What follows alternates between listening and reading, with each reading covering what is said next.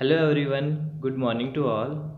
Welcome to this next part number 4 of chapter number 2 Human System. इस chapter के अंदर digestive system का start किया था। डाइजेस्टिव सिस्टम के डिफरेंट ऑर्गन्स और ग्लैंड्स कौन कौन से इन्वॉल्व होते हैं उनको पढ़ा था और उनके स्ट्रक्चर के बारे में डिस्कस किया था। In the previous session we have discussed about mouth cavity or buccal cavity. Now in this session we will discuss pharynx, esophagus and stomach. Let's start with pharynx. What is the pharynx? The buccal cavity opens in a funnel shaped cavity called pharynx.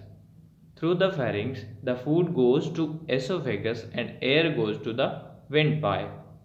Both the pipes open near the lower surface of pharynx. Buccal cavity which is in the mouth के बाद में जो buccal cavity open होती है वो next part pharynx कहलाता है, जो जिसका शेप फनल के शेप जैसा होता है और इसके अंदर से फेरिंग्स से फूड एसोफेगस के अंदर, जिसको फूड पाइप बोलते हैं, वहाँ पर एंटर करता है और एयर जो नोज से एंटर करती है वो नोज से फेरिंग्स से होते हुए विंड पाइप के अंदर एंटर करती है या जिसको ट्रेकिया बोलते हैं उसमें एंटर करती है। ट्रेकिया से वो लंग्स की तरफ जाती है और एसोफेगस से खाना स्टोमक तक जाता है। फेरिंग्स एयर और फूड दोनों का कॉमन पासेज है, दोनों इसके अंदर से एंटर करके अपने अपने रास्ते को जाते हैं। The pharynx can be divided into 3 parts.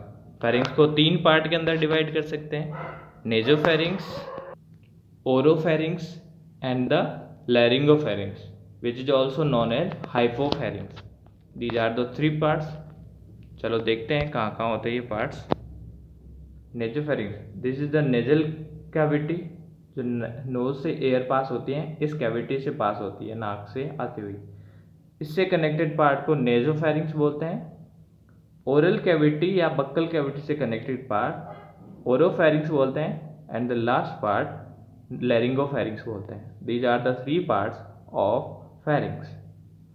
इस पार्ट को एपिग्लोटिस बोलते हैं और ये एपिग्लोटिस क्या करता है, जब अपन फूड को स्वेलो करते हैं यहाँ से, तो फूड के प्रेशर की वजह से वो नीचे की तरफ जाता है और विंड पाइप को कवर कर लेता है, जिससे से एंटर होने वाला फूड विंड पाइप में ना जाके सीधा किस में चला जाता है, एसोफेगस के अंदर। Okay, now the oesophagus. This is a 25 centimetre long narrow tube which goes from pharynx to stomach. Pharynx का नेक्स्ट पार्ट होता है एसोफेगस। ये एक लंबी 25 सेंटीमीटर की नली होती है जो फूड को फेरिंग से स्टोमक तक पहुंचाती है।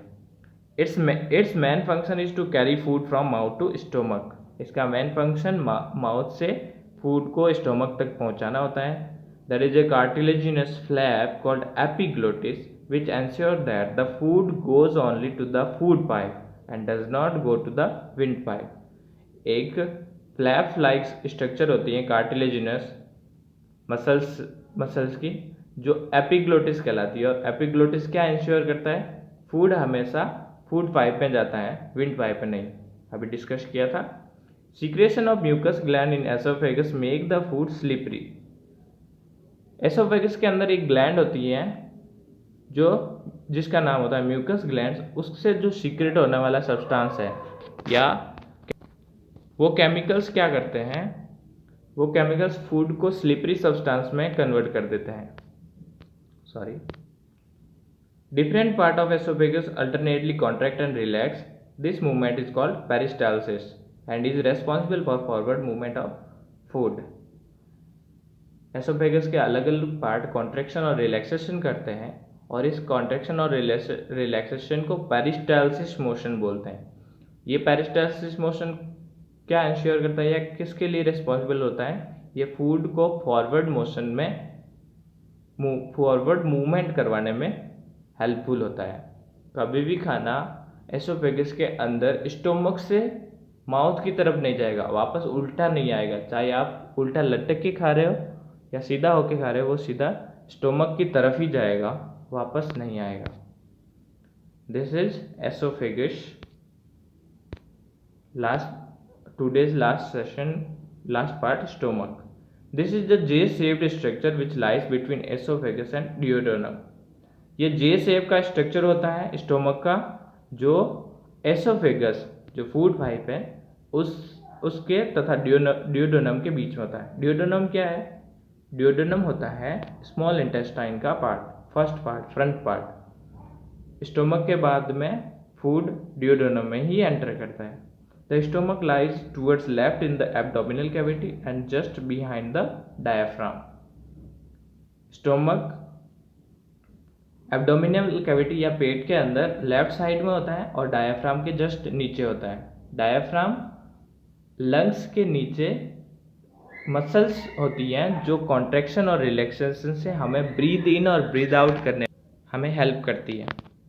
Stomach can be divided into 3 part which are as follow.